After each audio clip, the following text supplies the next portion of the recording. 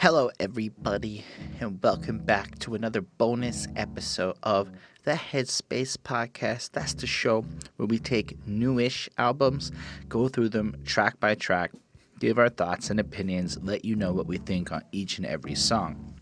My name is HSR, or Holden Stephan Roy, and today I'll be going through the fourth album in K-Rino's four-piece, The S Project. It's a little bit late, but I have a good excuse for why it took so long to get this review out.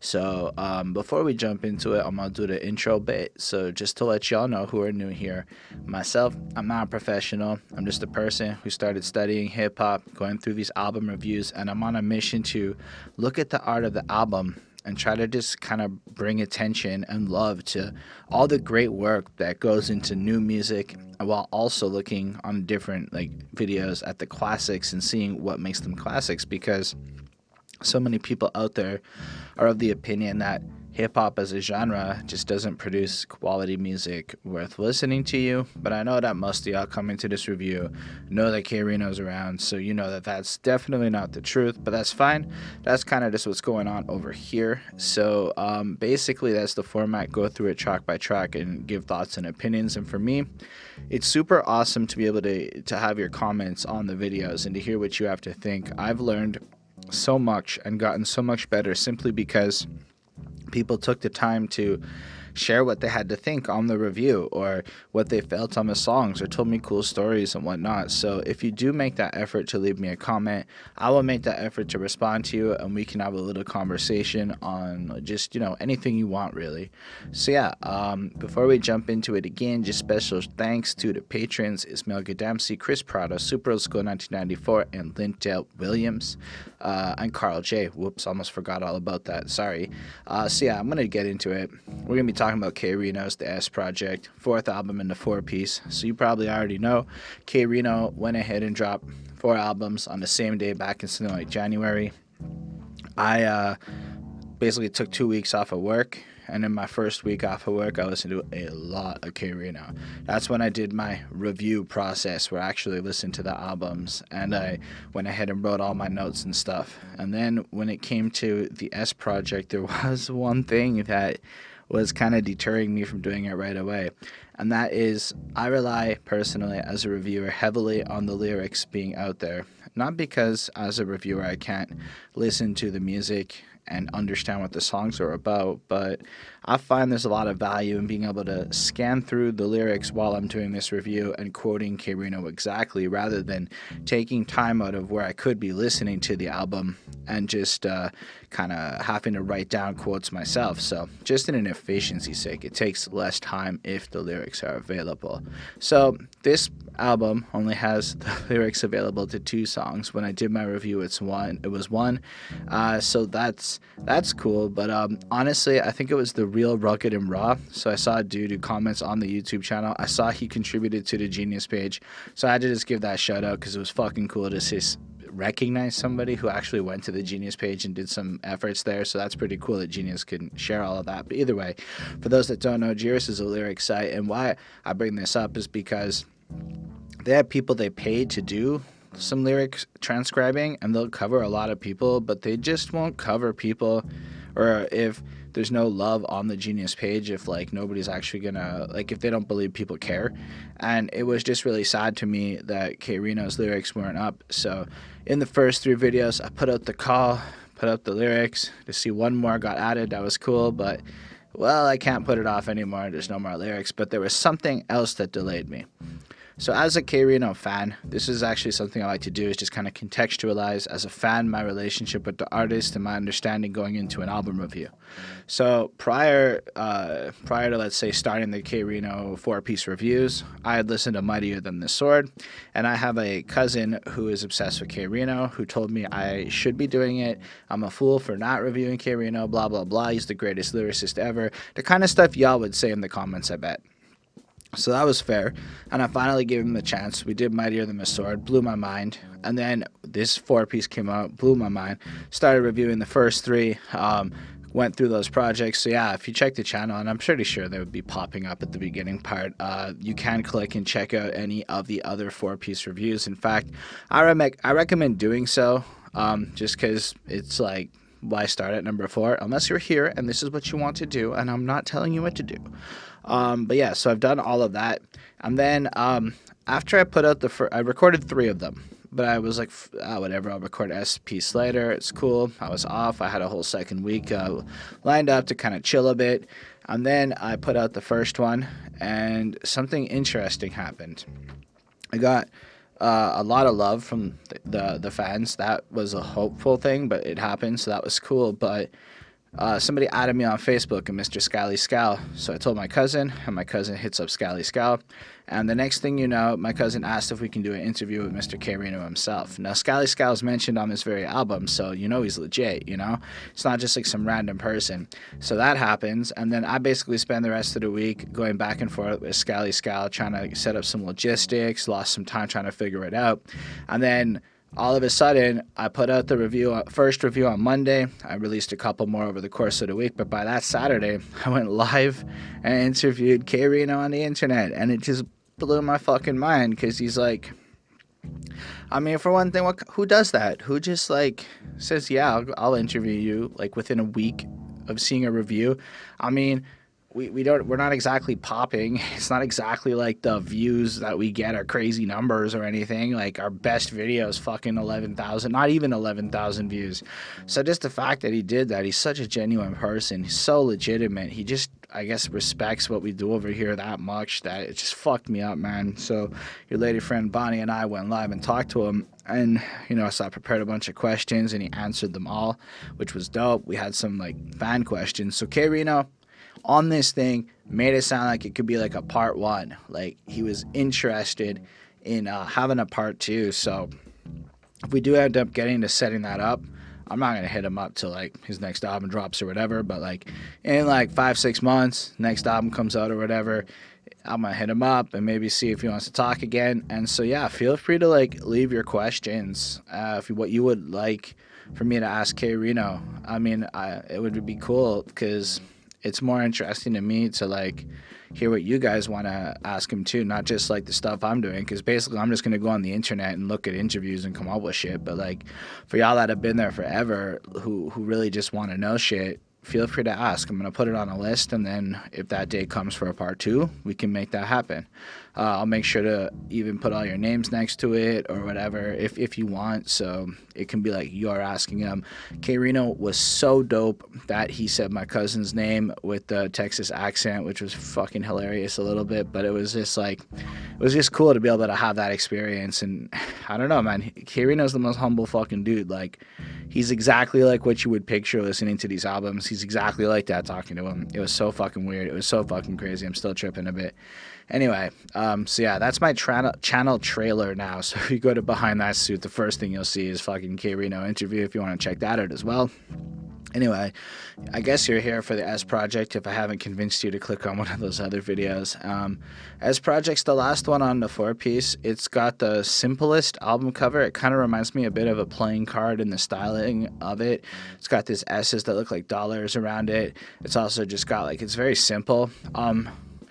It has the same color, the brownish color aesthetic as the other covers. And I think, again, like I said with the other ones, this is something you could shrink down to like a patch you would sew on a jacket, and it would be almost dope as like a merch idea to get like a jacket, like a leather jacket with like each of these album covers as patches on like the back or something.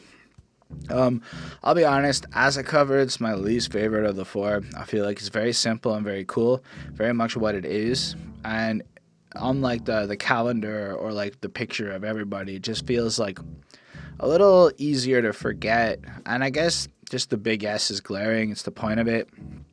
I would deduce that the S is for the South Park projects, or the S project, South Park projects. I would assume. Maybe I'm wrong. I don't know. So yeah, I'm just gonna go with that. And yeah, it doesn't do a lot for me. The project title doesn't also do a lot for me. I get it. It's like, I guess it communicates that this might be a little more of a close to home. We getting into that proper sound. If I had to make an assumption, just off the titles, it would be that this one is for like the core fans, whereas the other ones is a little more varied. I could be wrong. That's totally fine. One of y'all can let me know in the comments if you do know K-Rino and you do know the truth. Like, it blew my mind to find out that like Flat vs. Earth was like a fan requested song, so he just was like dope enough to just do it for the fans. Anyway, one more thing to note, where the album's called the S Project, all the song titles start with the letter S. Go figure. That's something I noticed right away, and I thought I would share it with you. And so if somebody didn't notice, you can now stare at that track list and be like, no shit, like I did when I first cut it. Anyway, I'm not really into beef or anything. I guess in a way you can say I don't want no smoke. I keep 203 different mics under my sleeve. So this one is kind of like K-Rino going in for that smoke with anyone with a warning that he's got smoke and you don't really want smoke with him. Bring it down, young fella. You are not that dope. I think it's cool, like, at this point to just look at this premise of the song. I noticed on each of the projects there seemed to be like 2 tracks that were dedicated to just shit talking, like fucking going in type stuff, and each of them are nuanced differently. So that's something that really, really impressed me. That like take the Wordsmith as an example, would be another one of those, just going in on things. That was just about being dope with language, whereas this track is gonna be dope with language, but it seems to be more about just people don't want to fuck with him because he'll take them out. I don't know, it's freaking dope. Like, his lines, it's a slower paced thing, very consistent. Like, when my CD drops, my fans cut right to the chase. To hype to remove the plastic, they just bite through the case. The horrible smoke, you don't want no part of that revoke. So beyond dope that I could give a heart attack to a stroke. So it's got that crazy lyricism that I've come to like notice in him, where it's a bunch of impossible, like kind of fantastical shit. Like, he's so crazy that a heart attack, which is gonna fuck you up, gets a stroke. Like, it amplifies it and makes it go a little next level with it. His house is a boat full of magic artifacts that flow. My starter pack consists of a full almanac of quotes. And it's just like the fact that his starter is like getting started with K-Rino is just like already a full lesson in life. Like, what other people might take a whole lifetime to do, K-Rino can do in a fucking year, is another way to look at it. It's just powerful. It's just like, because he's got the career and the reputation and the skill to back it up. I mean, both 7 albums on one day and 4 albums on one day, and it all being consistent. Like, look, something I didn't yet say on this review is something that blew me away in the other 3 projects was how, like, let's say we're like 37 songs starting this now. This might be the 37th track or something like that. It is like all different subject matter. Now, there is a style to his lyrics, there is a sound to the way K-Rino does it, and it's in this lane of like lyrical ability, of being diverse with it, of being creative. He is absolutely one of the greatest to ever touch the mic. It's fucking crazy. Like, this song is so innocuous too. It's just like, I got fucking reputation, I got skills, and I can motherfucking prove it. Y'all just talking shit. But he doesn't really swear that much at this point in his career, so it's almost like he is proof that sometimes by not swearing, you can actually word shit a little bit better. This is also one of the 2 songs where the lyrics are actually up, so I can kind of scan through them and look for things rather than just my notes. So I might spend a little bit more time here, and this review might be a little shorter than the others just over that fact. But yeah, like, this is like, he's chasing me really quick over in the second verse. He's chasing me really quickly, but never will he get me. Piss me off, I'll put your child in timeout till he's 50. I love the way he plays with these exaggerations of time. Like, your little kid in timeout, but K-Rino's so fucking extreme that if you cross up, that kid won't even be able to escape until he's a full-grown person. But it's like, something I noticed is that K-Rino's like the king of dad joke type shit at this point. He's like that uncle or dad or somebody that's busting out jokes, and like, he's so nice, but you know that, like, if ever that you cross this person, he will knock them the fuck out and take them out. And I thought, like, you can feel that here. You know, it's not like it's super insane, but you can also see the skill coming on through. On the war trail, I compose and stack more mail. Lyrical crossover, synasty to backbore fell. I'm tight clutching the mic, but still subject to fight. Plus some murder pressure right after it busted the pipe. Like, it's creative. I don't know. I mean, that's kind of what I get from this song. It goes in and kind of just uses his ability to rap about kind of crazy shit that people aren't, in the sense that it's almost so regular, but he's able to take the most regular things and wrap it out in a way where you honestly don't want that smoke. Because imagine if like he were to actually go in on you. Imagine if he knew some shit about you and was able to tear you apart and whatnot. Like, he took CPR and resuscitated the practice dummy. It's just his intellect is at that point where he really is able to do the impossible. That's what I get from this song. I'm not the hugest fan of the beat. Nah, I don't mean no disrespect or anything. It's got that old school, like, heavy hitting, like, don kind of feel to it. Like, it just is meant for a rapper to go on it. K-Rino does a great job on it. But, like, I don't know. Of all the beats on all of the S projects, this is one of my least favorite ones in terms of shit I would just want to put on and listen to.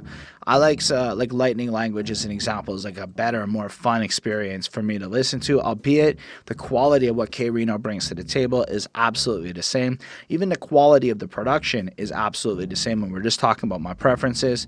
Either way, I gave this track a 4.35 on 5. I think it's a good way to start the project, and honestly, if you have watched it, this might be one of my least favorite songs across the entire 4-piece, and it mostly is just that beat, not K-Rino, to be clear. Anyway, the next track is a song about nothing. Oh snap, is my cable paid? Oh, there you go. Nothing good on. I guess I'll break away. So, this song is about nothing, in the sense that there isn't really a subject to this song. It's just a bunch of vapid shit, but he still is proving that even when the song has no purpose other than to be random, it still comes off dope, because if you're not really paying attention to it, you don't really catch how, like, it's just random, because he does it so eloquently. That beat is nice. It just kind of sucks you in. And he's just saying the random shit, like the randomest shit, like, don't care what the haters say. We be grinding. They don't even work, like Labor Day. And, you know, that's fair. So it's kind of got a lot of nuances of the kinds of stuff you would hear in your typical songs. And I think it's a little bit showing that K-Rino is so dope and you don't want that smoke so badly that he's able to craft a song that's really just saying shit like, now I'm running out of things to say. What's another word? January, February, March, April, May. That's not like hyperbole. Those are actual lyrics to this song. Like the TV stops working. He questions if he fucking pays the bill. And it just flows on through. Like, one day I'm gonna slash someone's chin with an ice skate blade. I'm just playing. I just needed another line, so I just made a way. If you don't agree with something, we can straight debate. Like, pick a card, any card, you guessed it. Ace of Spades. He then kind of makes fun of somebody who's talking some shit on Facebook. He also shouts out Scally Scal, which is dope, because I don't know that we would have taken Scally Scal as seriously if K-Rino hadn't shouted him out on there. So thanks, K-Rino and Scally Scal. I don't even know. Like, seriously, for Scally Scal, this dude does all sorts of online, like, production kind of services and shit too. So with the power of the internet, dude's around, available, and from what I saw on his site, good pricing, so it's pretty dope. And yeah, I don't know. He helped a lot with this project, so it's just cool that K-Rino shouts him out like that. Still, this song kind of impresses me in the sense that while it isn't like sticking to a core concept in a real way, the core concept was to be random. Like the fact that there's this random block party that happens, the fact that, like, literally where you start this song and where you end this song just feels like it could be completely different songs, but still, as you're going through it, flow to flow to flow, there is a consistency to it that makes it work in a really enjoyable way. So I'm left by giving this one a 4.5 on 5. I wish I had the full lyrics to this one available. I could have walked you through more of it, but on the real, just because of how impressive and how impressively innocuous this song is, I would highly recommend checking it out. If you want some silly ass, this song's about fucking nothing songs, this song about nothing is just that. It delivers on its name. It's pretty much fucking great. Anyway, the next one is definitely about something specific. It also starts with an S. It's called Stop Goin In. On the buy, they sell your bad products, stepping on the shelf for weeks, and if you argue with them. So I heard this song somewhere right around having watched Trigger Warning with Killer Mike on Netflix, which if you haven't seen is pretty fantastic. And I think it's the first episode. Killer Mike is describing how the dollar of the black community doesn't stay in the black community, and how in most communities the dollar will stay for X couple of days or whatever, maybe a day, but in the black community it's like fucking 6 minutes or something stupidly fast like that, where the dollar disappears again.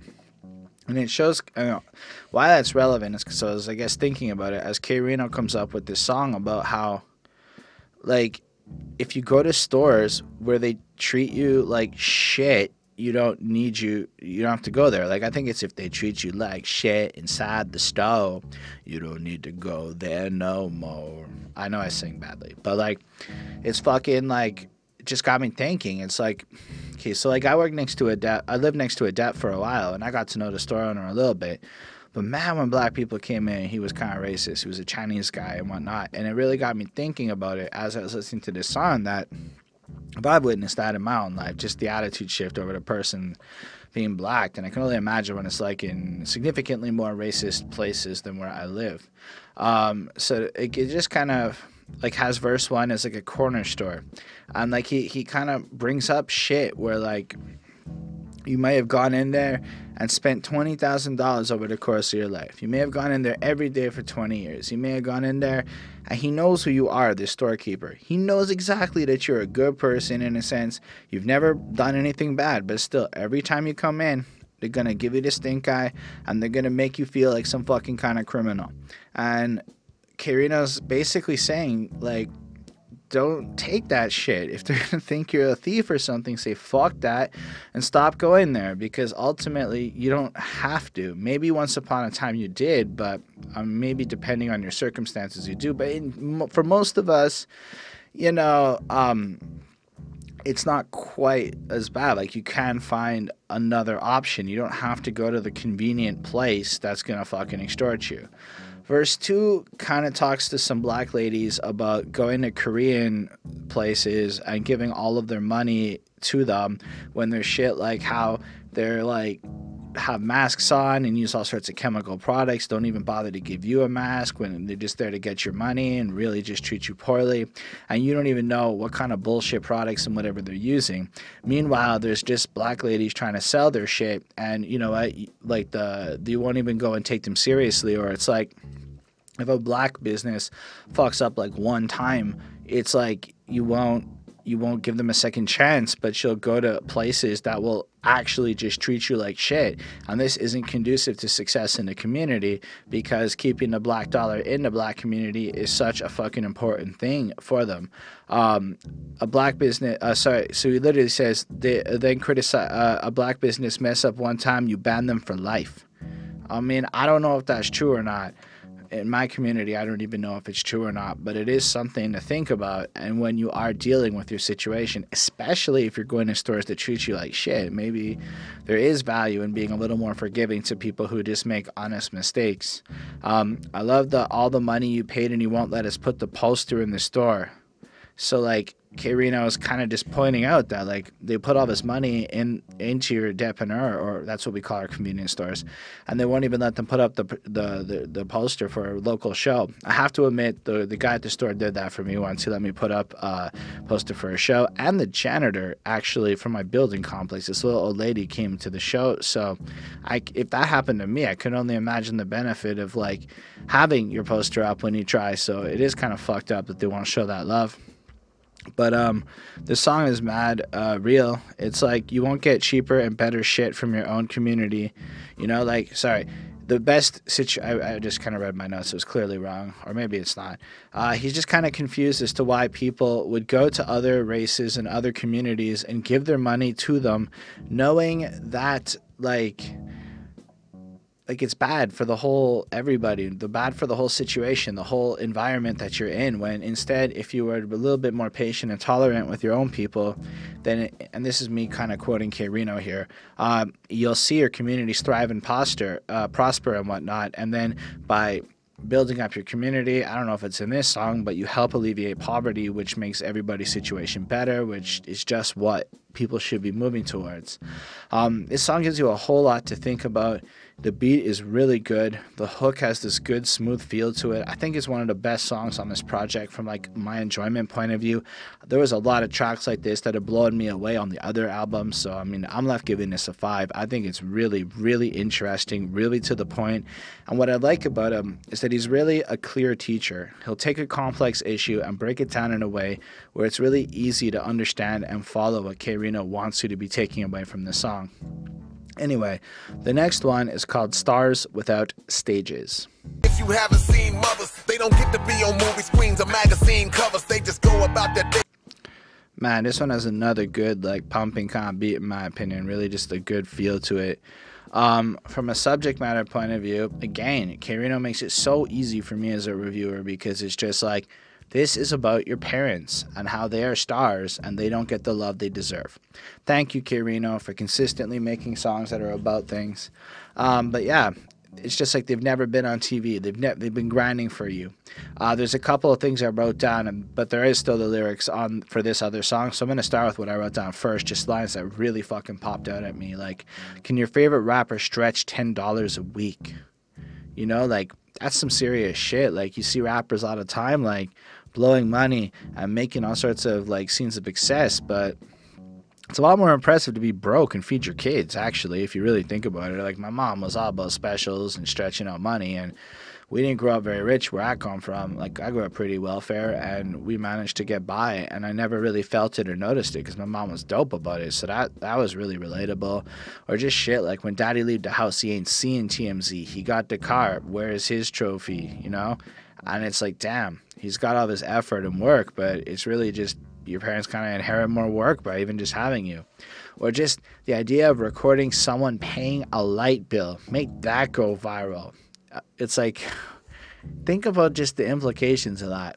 We praise all sorts of dumbass shit with celebrities. I mean, the stupidest crap will happen, and like somebody will, like that boot gang or whatever, who literally got famous because he was doing crime on Instagram. Like, this is like our celebrities that we prioritize. And it's not just any one community. I mean, Britney Spears, I mean, pop culture is all over. Just people that we build up to destroy, and we get off on that shit like it's porn. And at the end of the day, we're obsessed with that when we all have these amazing fucking parents and shit that are kind of looking over us and have done some incredible stuff. Like, see, they never been on TV or radio either. All they ever did was take care of you and love you and feed you, teach you how to make it through this life and what life means, punch the clock and keep the bills paid, same routine.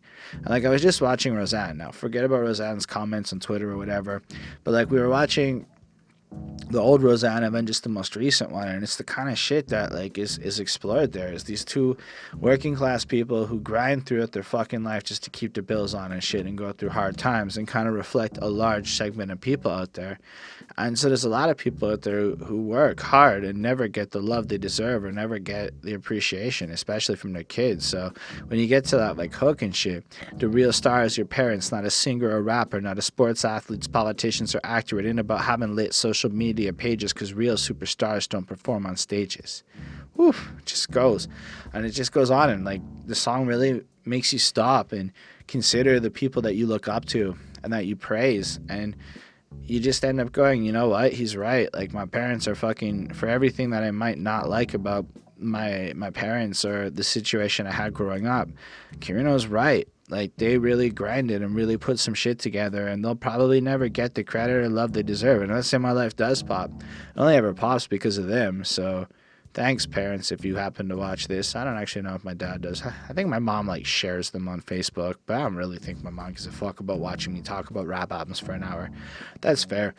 Anyway, again, this song just makes you think, it makes you feel, and like just to take you to a place where, like, you know, first we look at like the stores, don't go to places that treat you fucking poorly, and then to follow that up with a quick reminder about how you should be treated, you know, like, so don't go to corporate places that fuck you over.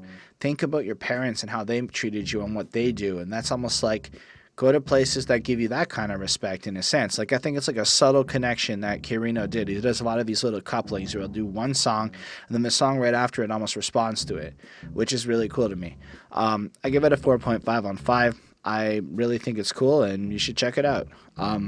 Next up on this project is Sit Down. Yo, little badass down. Yeah. Before you... Unfortunately, that's it. There's no more lyrics for this album on the internet, so for Sit Down, which I hope I introduced right, we are talking a bit after even following our parents. Now we're talking a little bit about kids, and it's responding. It's like, again, he makes these connections between the songs. So in the first verse, you have a little girl that kind of moves out a little bit fast. You know, she gets up into drugs, realizes that you can get high and have all sorts of fun and get all sorts of nice clothes as long as you look for guys with nice cars that are going to take you out and give you a good time. And then, like, you know, basically if you fuck, you get all the good shit. So the mom's seeing it, trying to give her a little warning, but like she's not paying attention to the star without stages. Instead, she's looking for the stars who chase stages. And yeah, gets pregnant, and then after all of this pregnancy, the guy dips out and then kind of looks back, and she's like humbly has to go home and be like, Mom, can I come home now, after the whole situation? And then K-Rino's just like, you gotta sit yo ass on the ground. I don't care if I said it wrong, but it kind of comes in with that, like, stay humble, understand, like, you're growing up too fast, you're acting out in a certain way, it's not really a smart way to behave. Respect your fucking parents and slow down a little bit, you know? You wait to grow up. First two kind of does the boy version of that, where the kid, he keeps acting out and he sells drugs and he's doing that fast life shit because you're getting paid and whatnot. But then he proceeds to steal a car and then has to get bailed out and look all humble as everyone's like, I fucking told you so, and kind of looking at him like, how is this happening to you? You're not the kid who needs this life. You could have gone a different way. How could you end up following in this dumbassery in light of everything? So basically that's what the second verse does, focuses on that. And then the third verse kind of is about a kid acting up in the store and how you need to be willing to beat your kids to make them listen, because, you know, kids is ready to fight, but like if you don't beat them, instead they'll beat you when they grow up and are strong. And I was like, damn, K-Rino, I don't know if I 100% agree with what you're saying here. Look, I'm just saying there might be ways to discipline your kids without beating them. It's just one thing. And I think that if you don't beat your kids, the alternative isn't that they're going to beat you. But I get the point you're making. He's being extreme with it. And if you don't, you know, discipline your kids, they will act out and it will cause problems. Now, I'm actually for discipline. I'm not saying that you shouldn't discipline your kids. I'm saying if you can find a way to discipline your kids without laying your hands on them, your kid will probably do better than if you discipline your kids with laying your hands on them. But maybe I'm wrong. I'm not a fucking parent, so if you are a parent, you can let me know what you think about that verse. But I think it's more to the point where, how is it that we've reached this point where kids can act out and fucking cause temper tantrums and all sorts of shit over candy bars and whatnot? Because, yo, I wasn't allowed. I would have got fucking in trouble for doing that shit. So I'm a pretty disciplined person now. I mean, there's some areas I'm not, but part of it might be just because my parents were a little extreme with it.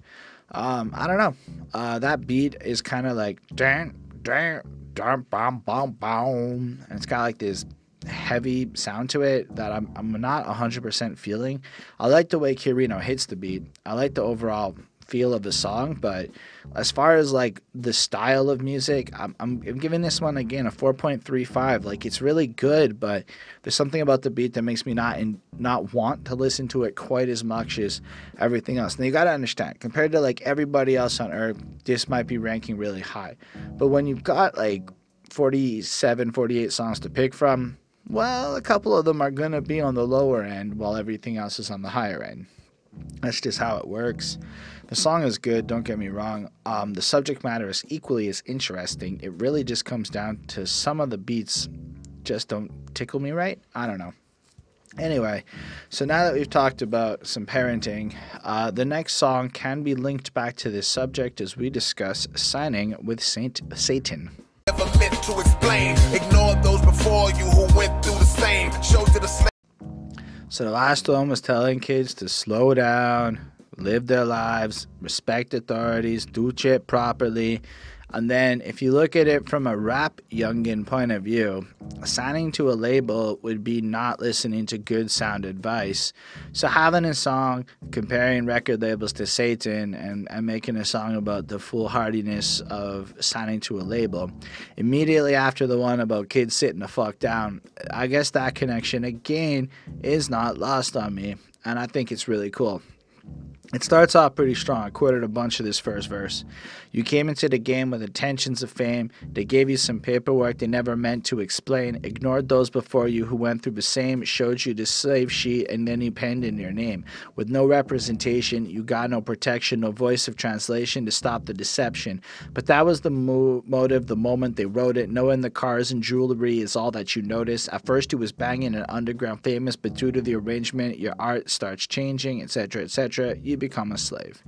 So, having gone through 90-something classic rap albums at this point, yeah, this is something that is documented fucking all over music. And I mean, not even old, even Macklemore and shit wrote the fucking song about Jimmy Iovine. So many people have proceeded to cover this, and then yet you'll still have a lot of kids who maybe don't listen to the good advice or are a little bit ignorant and foolish, and they'll just still take these major label contracts. And then you'll have guys like Tech Nine who are distribution deals with the mainstream while pretending they're indie and shit. And honestly, there's just so much confusion and so much misinformation, and then people will feel like if people aren't transparent about all of their situations and what is actually going on, they won't know what kind of deals are okay, what kind of things they need to protect themselves and whatever. So they basically create these 360 deals and all sorts of bullshit to fuck over kids, and people just look at it as an escape and I'll figure it out. But what ends up happening, and we're talking about Goody Mob in the next couple of days, is shit these guys are popping, but because of their label arrangements, they're broke. They don't have any money left over. So yeah, they look a certain way and it's part of their job to look a certain way, but is a label really worth it in 2019? I don't know. I feel like you can live off of your music and find a career that will give you enough money to quit your job without a label. I don't know if you can be a superstar without a label. Those are different things, I guess. They'll drop you once your music starts falling apart, once it's a bad thing. It focuses on how businessmen with no talent are all exploiting media communications. So it's you really got to think about it. The A&Rs, the people who pick the music, sometimes they're musicians, but in a lot of cases, they're just people who want quarter-over-quarter growth and just want numbers to go up. They understand what sells, but they don't understand what good fucking art is. And that's the problem with a label. So if you go to a label owned by Jay-Z, okay, at least Jay-Z knows about music. But if you go to a label owned by Joe Blow, random old white guy, he probably doesn't know shit, even if he's got money. They make millions off of rap and never spit one line. And then he drops guys like Bronfman and a list of names to Google, people who control media. And so when you want to talk about how a lot of things are the way that they are, there are a significantly small number of people who basically make all the decisions. A lot of them do happen to be Jews, and they own all the big companies, and so they sell whatever messages they want, and if you don't fit into that message, fuck you. So you might have a lot of really talented artists to get signed and then get told you have to reformat your whole image to promote this destructive, toxic shit that we want to sell, and that's just what it is. If you don't, fuck you, get out. Oh, and you owe us money from your label. I don't know, it's crazy. It just kind of focuses on, and then, yeah, so it just makes sure that unless you're willing to rap about destroying black men or promoting the fucking awful toxic shit, I bet if I were to make a song right now and I was yo, Papa Lean, do a Zanny, all that shit, and I was really gonna push that, then well, maybe I could be famous too, because I'm telling kids to do drugs. I don't know. It's a fucked up world sometimes when you really think about it. But the song is really good. I think it really is strong. It's very clear, and it's another, again, firm warning against signing with labels. But more importantly, why? With history backing it. I give it a 4.5. I thought it was a really good song, really well made, really interesting. And again, we're halfway through this project, and every song has been about something different. Kudos to K-Rino for keeping it versatile the way that he does, and I will continue to speak it. Around as if we're waiting on a guaranteed inheritance, man. Let me tell you how it... So, like, I've listened to guys like Ty Lopez do podcasts before. I'm really into the idea of project management and how to make something come to life. Like, how to go, I'm going to go review podcasts or review albums for podcasts and actually turn it into something. Because there's a difference between just starting to do something and then actually having growth with it, or actually turning it into something, or having a vision to be something. Like, maybe I'm not famous, but I do have a plan, and I am working towards this bigger purpose. Maybe this is just something connected to a bigger point I'm trying to prove, and you guys have no idea what's going on, So that's what's interesting about this song, is that being a person who very much is familiar with and understands the nuances of how to bring a project to life, when I hear this track and it's like, speak it into existence, conceiving the futuristic, seek it with true persistence, believe that it's realistic, never doubt it a second, go after it, be aggressive, whatever you visualize, don't stop until you possess it. I'm like, yo, that's how I live my life. Speak it into existence. So a big part of change is to tell people that you want to make change happen. So you have to actually say the words, write it down, confess, because it creates accountability. Conceiving the futuristic, it's got to be a plan that's going somewhere. You have to know what's coming in your future and why. Seek it with true persistence. Figure out how to make it happen, but be fucking dedicated to that shit, Like, if it's hard, it will be hard. If it's boring, and it will be boring, do it anyway and figure out ways to make it smarter. Work smart, necessarily, not hard. Not to say you shouldn't work hard, but if you work smart and hard, you get a lot more done. Believe that it's realistic, never doubt it a second.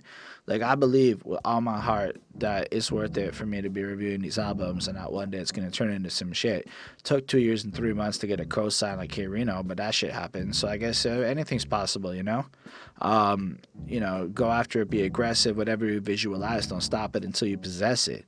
So understand it. This shit's going to take years. No matter what your fucking thing is, years. So many people start some shit, 5 weeks, 3 months, 6 months even, and give up. Like, oh, I tried it, didn't work. Well, that's a life mechanism. Life is about going after the things and sticking with it until you get there. So just in a sense, that chorus, that hook alone, it gives you the bulletproof for success in your life. Understand what you're going for and go for it. And the verses, I'll play it out. So, like, say the words, plan it out, repeat. Inner search, figure out what to do and get it done. Give up wishing for success. If you had your own fruit, you wouldn't be questioning another. Some of us sit around like we're waiting on a guaranteed inheritance. And it's just this idea that, like, if you really want to make change in your life, you can. Stop waiting, stop dilly-dallying, and it's going to be hard. You might even fucking fail a few times. But steady work brings progress. Success is next, but never be satisfied. Start a new project. I think that's another great key thing. If you do find something that works, it's not going to last forever. I mean, look at YouTube. I mean, fuck, how many people can even last more than a year or two? Their shit works, or not to take shots, but look at the bunny lady. She even fucked around with Shane Dawson and got this hyper big push, and then fucking didn't change, evolve, or start something new, so it crashed and burned.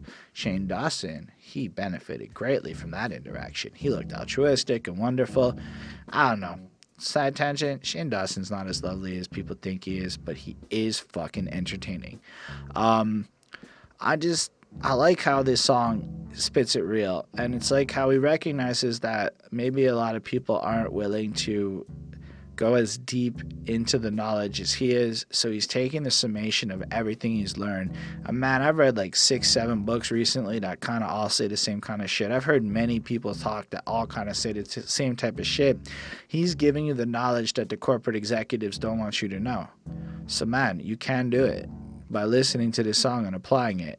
It's basically how I live my life. It's worked for me so far.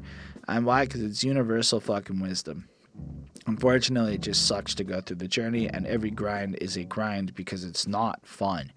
If you are one of those people, just as another little tangent, that believes that work should be fun, you don't understand what work is, and you don't understand that how every passion you have will not be fun, it will be work. And so it starts fun, and then it's not fun. Like, some days, including today, I don't want to write. I don't want to do the review. I want to play the video games. I want to kill wolves in Witcher 3 or some shit. But if I don't make the reviews, well, I told everybody I would do SP Spire 4. Shit, my credibility, my willingness to get there is being questioned. So if I'm legit about what I say I'm going to do the review. I spoke it. I visualized. By doing a lot of reviews, these results will happen, and then you have to follow through. Anyway, 4.75. It's a really cool song, really great hook, really good beat, one of the better beats in my opinion. And overall, the subject matter is great. It's like, this is like the equivalent of a gym song for your mind. Anyway, the next one's a little more aggressive, a little more flossy, a little more coming at you, because K-Rino is sleeping on train tracks. When it comes to true spitters, no human can do better. I spell 20 different words using. So playing with K-Rino is like sleeping on train tracks. This song is similar to Smoke, except that fucking with him is like asking for death. So it is different than Smoke. Smoke is, he has the tenacity to destroy anyone who wants to fuck with him, whereas this one is different because fucking with him is basically suicide. So that is the gist of this song, and it's again just a bunch of little one-off non sequiturs, like, I'm so hyper I need to take a speed just to relax, because speed is supposed to make you hyper, but he's so fucking high and crazy with his energy that a stimulant calms him, because, you know, that's K-Rino. The normal laws of physics do not apply to this person.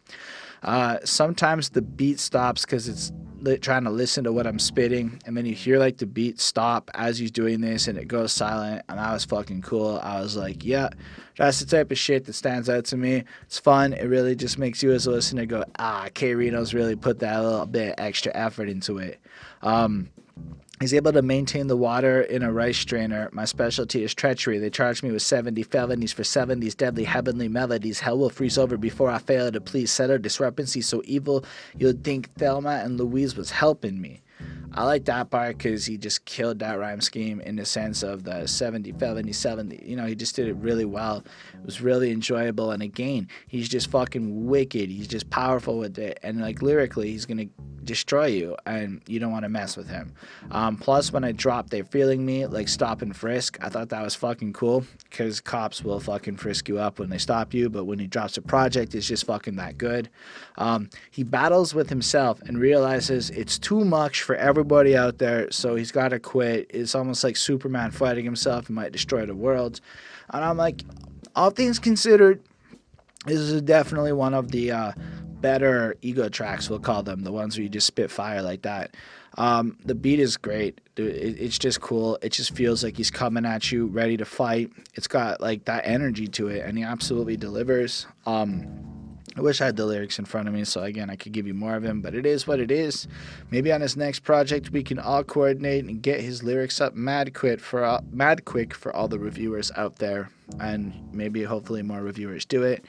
But y'all got a loyal fan base. If anybody ever says anything bad about K-Rino in those comments, it's scared. They go in. So I'm not patronizing y'all. I actually legitimately like K-Rino, and for that I'm grateful, because if I did not, holy shit, it would be scary. I would be feeling like I'm sleeping on train tracks because K-Rino's got loyal fans. That was very redundant of me. I gave this a 5. That's, I guess, where I was going with all that. And I should just stop resisting when I go in circles. Posted on every social site, the footage is viral. Comments from every race and political. Now, this is definitely the most powerful song on the entire 4-piece in terms of it, like, it gets you in the emotion. Let's be real, this one's about police brutality, so stop resisting is what the cops will say when they're fucking coming at you. Now, I don't know, I feel a little charged on this subject. I mean, I know a girl who's currently trying to sue the police or the city over police abuse. Like, I'm talking about, we're in Montreal, Quebec. Like, we're supposed to be in Canada, the fucking safe place. So again, when I consider that K-Rino's coming from Houston and what it must be like down there, I just take anything I've ever imagined and amplified it for the fear and anything that could be attached to it. But like, just to give you an idea of what it's like here in the safe places, man. Like, there was a kid bouncing his fucking basketball on the subway car the other day, and our metro cops, subway cops, beat them with like a sticks and shit. Like you're just watching them, and they have them on the ground, and they just keep hitting them. Not like consistently, but like they hold the stick up like this, and then they fucking smack at him, and then they keep the stick up, and like you're just looking at this kid as he's trying to run away, and you're like, you know what? I'd be fucking running away too, because what if you resist, you get beat, and if you don't resist, you get fucking beat. Like it's just, and that's Montreal. That's here. So anyway, but like K-Rino wrote a lot. It's stuff like police killing black people never ending, they still do. The second they pulled you over, they intended to kill you. Marked for the flame, and even with no target, complaining, provocation, escalation is a part of the training. And again, even that point, you gotta understand, this basketball shit happened like a couple of days ago in Montreal. There was no way I could know it was gonna happen when I wrote my notes or whatever here. So like, yeah, I was just thinking about the same thing. Like, how the fuck do we get to a point where that's appropriate behavior? Like, how is the training not subdue the guy, put some cuffs on him, hold him on the ground? How does, like, I don't know what the right training is, but somehow beating people shouldn't be the way, in the direction it's supposed to be going. Like, to me, that just seems like it's fucking back-ass thinking, and like, I don't know. I really don't know. But if you can get beat over fucking dribbling a basketball and that's disturbing the fucking peace, like, gosh, where the fuck are we? Anyway, it's posted on every social site. The footage is vital. Comments from every race and political rivals provide views based on what side they subscribe to. Your race is showing up in every post with imaginary quotes and those of hypothetical scenarios. They think, maybe he did this, or maybe he did that. Well, I got a thought. Maybe he was black. And it's like crazy how, and like, I've seen these conversations all the time. We were like, you know, I mean, sometimes it's hard to go more than a couple of weeks without seeing another video of another beating or another police situation going on. And maybe in an era of social media with, like, I guess 400 million people between Canada and the States, this is normal, maybe. Like, I don't know, but it doesn't feel very civilized or proper to me. It feels very ass backwards. But in the comment section on these videos, there are a lot of these debates about the past, like, oh, a kid gets killed by the police. Shit, he, like, pushed another kid in the snow. Oh, deserves to die. You know, like, oh, he was a criminal, he asked for it. Oh, he robbed some store, deserves to die. Like, death. Like, permanent, like, fucking you don't come back death. You know, like, people are fucking ridiculously selfish, in my opinion, and that kind of shit. Why? Because if the police are wrong, then everything they believe about the world is fucking ass backwards, and they have to change as people. So, of course, it's easier to just blame black people for fucking asking for it. Well, if you never committed a crime, the cops wouldn't fucking want... Fuck off. It's just not how life works. You all know how that's not how life works, but, like, just in case you're one of those people, it's not how fucking life works. Keep your hands where I can see them. Show me your ID. Why are you moving around trying to pull a weapon on me? So you're just looking for a reason to come blow me to pieces. How am I supposed to pull to get my license out? Telekinesis. And again, that's something that'll happen. Pull a person over, show me your license and registration, but simultaneously you got to keep your hands so you can see them, because otherwise you're going to get accused of pulling a weapon and fucking die. But then, as he points out, how do you pull out your license? And like, the shit, we've all seen multiple videos of that happening. You know, it's just sad. Just hits hard, I think. The corrupt investigations and the media instantly criminalizes the victim. He jaywalked in 2003. He had weed in his house. One night he got drunk and accidentally peed on his couch. They look for anything they can to cover the fact that he got murdered by a racist swine who don't like blacks. And it's true, man. I mean, if you really think about it, how is it that we are in a world where a white cop walked into the wrong apartment and shot a black man who was just in his home, and somehow she still, you know, there wasn't consequences right away? It was still up for debate if it was okay and shit. Nah. People are just fucking paranoid and they're afraid of black people, so they shoot them. That's just what it is. Oh, that guy comes from a crime-filled behavior. Better safe than sorry. Better keep the cop alive than, I guess, risk being wrong. I don't know. Verse 3 is just as strong. White ladies call the cops on us every morning. Yes, there's a black guy in the bus stop just breathing. Can't barbecue, can't take a nap around them, can't sell water, can't cut the grass and swim. You see them on television and they're back in the statements. I ain't cracking jokes. These are actual cases. And what's crazy is I remember every single one of those instances that he listed in his song. I remember the news stories about it. I mean, I've seen stories of like Canadian college professors with dreads. They're just consistently harassed like they're drug dealers. Like apparently there's an article that went around Canada saying stop asking people with dreads if they sell weed. Like it's just how we treat people. And like imagine the cops then are also going to make these same assumptions because they're obviously such widespread assumptions. I don't know. But yeah, this one is definitely about that kind of shit. It's really powerful and really honest and really to the point about how fucking corrupt everything really just feels. This is a 5 on 5. It's a really great song. The beat is just perfectly powerful, and it really carries and tugs on your heartstrings. And I think one of the things that impresses me the most about K-Rino is his lack of rage. I'm not saying he's not full of rage, but his lack of aggression in the way he does it. He's so calm. It's so, this is what's happening. You need to be aware. You need to know this. Not like aggressive in the sense where fuck all the honkies. It's more like, this is what's going on. When are we going to do something about it? So yeah, I gave it a 5. And like I said, he does that like song correlation things, and it really does tie into the next one called Solutions.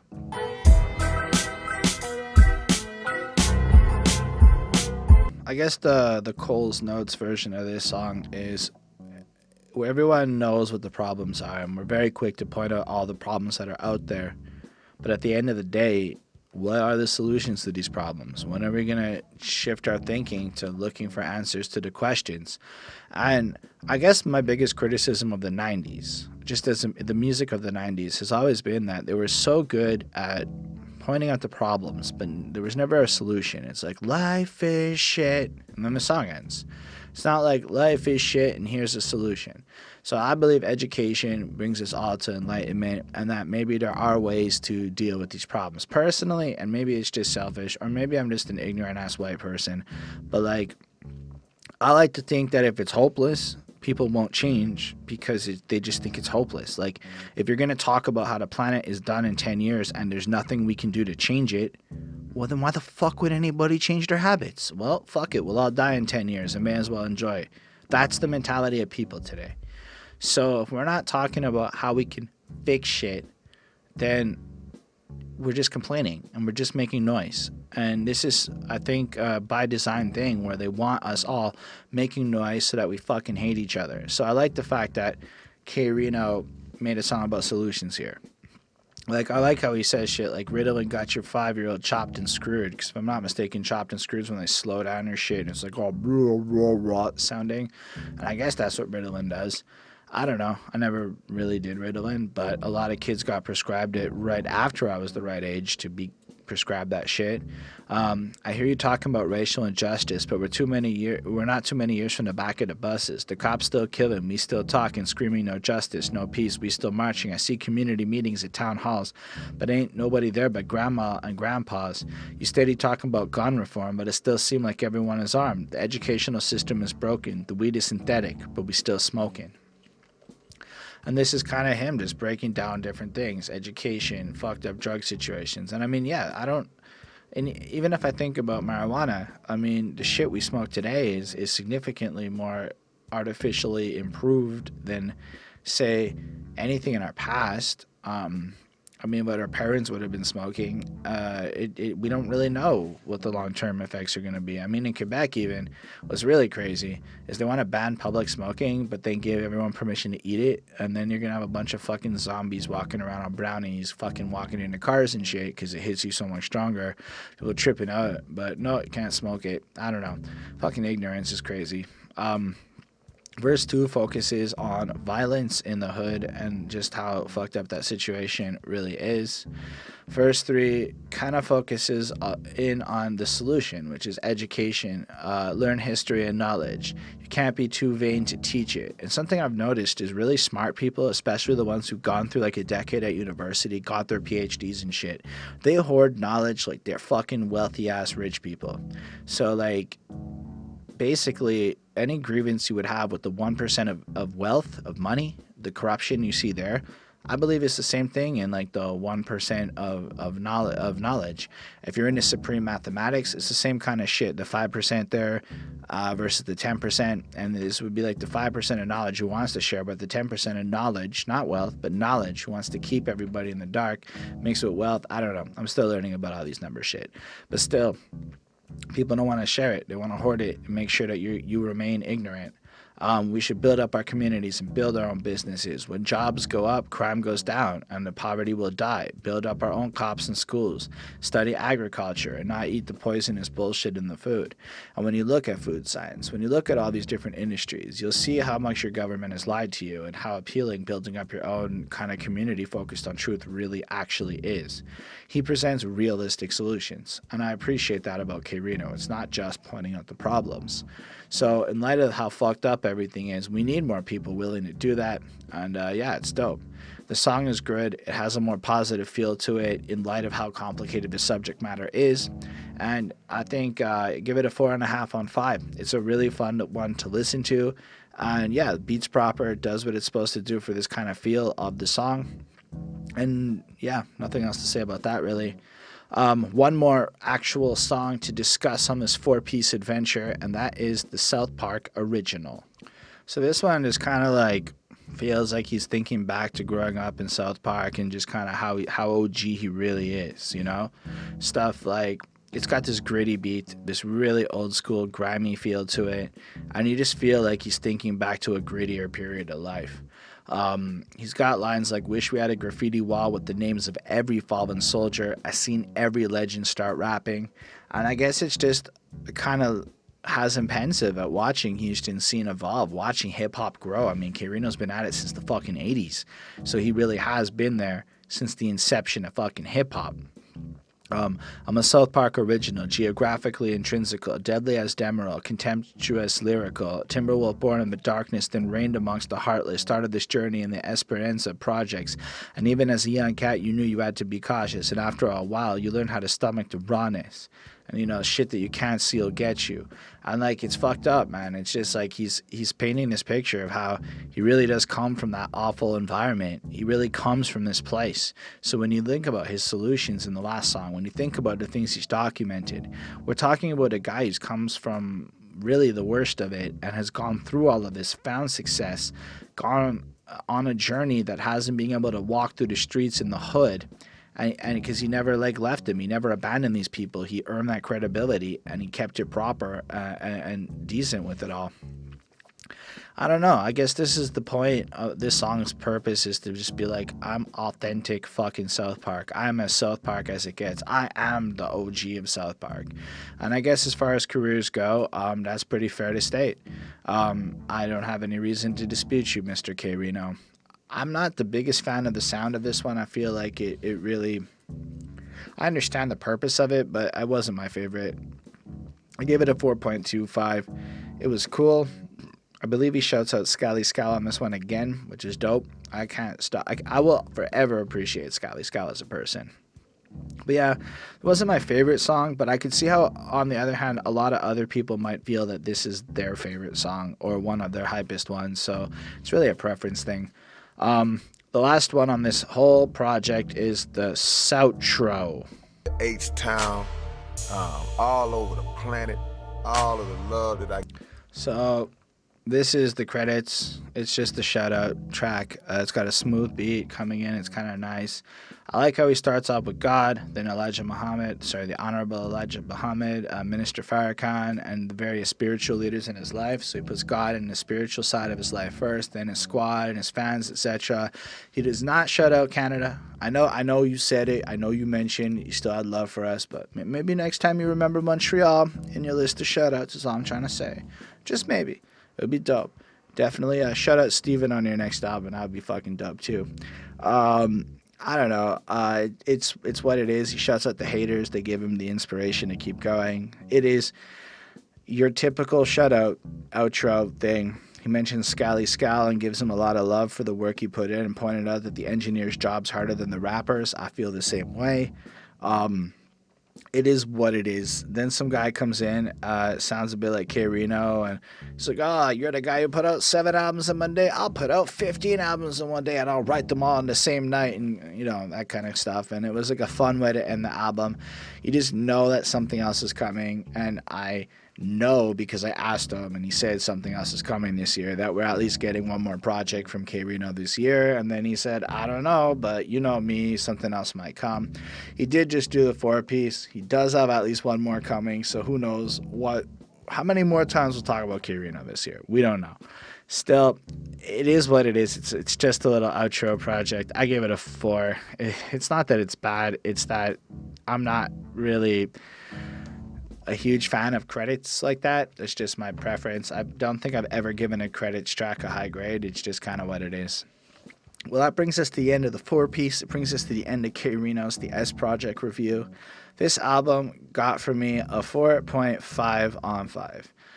That is a great album. Of the 4 pieces, it is my least favorite project. A couple of the beats were just a little different, but considering the volume of music I got, it's just a couple of them were a little grimier sounding, but the other albums didn't have that grimy sounding, and I guess I just am not into it. Every song on this album delivered as expected in terms of the versatility. Unfortunately, unless I missed it, he doesn't rap about his bike on this one, which is sad. I was hoping to hear more about the bike, but no, it just feels like this one had a couple of really key points to make about how we can maybe change the hood or grow into something bigger, and I thought that was fucking cool. There was some seriously heavy shit on here. I definitely think Stop Resisting is one of the highlights of the entire 4-piece, so if there was one to check out to get you in the feels, it's that one. And yeah, you should listen to this. I think K-Rino is highly underrated in the eyes of society, and he should get more love than he's gotten. So that's all I got to say about that. Thank you for checking out this review. Thank you for taking the time to hear what I have to say. I would love to hear your comments and your thoughts on the S Project, on any of the 4-piece. Which one is your favorite? Special thanks to our patrons, Linda Williams, Super Old School 1994, Ismail Gadamsi, Chris Prado, and Carl J. They support what we do. They want to see us grow. Because of that, they can force their hands and make us review albums. So if you have some album you want to see us cover, it's a great way to get that to happen quickly. They also get access to content early when we're on time, and we have a public Discord, which you can access in the description of this video, and a private one for the patrons. I definitely want to chit chat with you in the comments, so please, if you do leave a comment, I promise I'll answer you. Definitely subscribe to the channel if you like what we do. Feel free to hit that like button to tell us you enjoyed this. I dropped a project recently, so you can check that out on this channel or on Spotify or whatever you'd like. And yeah, I look forward to coming back with more K-Rino stuff. It might take a bit, but we will come back to him. And thank you if this encourages you to join us on this journey of album discovery. Peace and have a wonderful day.